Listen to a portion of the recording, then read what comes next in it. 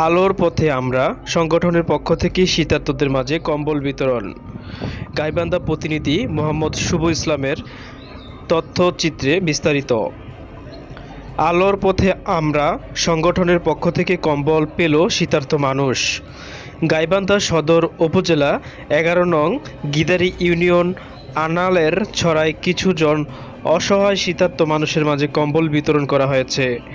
৯ জানুয়ারি বৃহস্পতিবার সকাল ১১টায় এই সময় উপস্থিত ছিলেন আলোর পথে আমরা সংগঠনের প্রতিষ্ঠাতা চেয়ারম্যান মোহাম্মদ শুভ ইসলাম, সংগঠনের সভাপতি মোহাম্মদ সাইদুর রহমান, সংগঠনের সহসভাপতি শাহিন মিয়া, অর্থ বিষয়ক সম্পাদক মানিক মিয়া, সংগঠনের ধর্ম বিষয়ক সম্পাদক বোরহান উদ্দিন যুক্তিবাদী। সমাজের পিছিয়ে পড়া হতদরিদ্র জনগোষ্ঠীর মাঝে শীত নিবারণের জন্য কম্বল বিতরণ করা হয়। এরই ধারাবাহিকতায় গাইবান্ধা সদর উপজেলায় আলোর পথে আমরা সংগঠনের পক্ষ থেকে কিছু সুবিধাবঞ্চিত মানুষকে কম্বল প্রদান করা হয়েছে। আগামীতেও সংগঠনের পক্ষ থেকে এই ধরনের মানবিক কর্মসূচি অব্যাহত থাকবে বলে আশাবাদ ব্যক্ত করেন।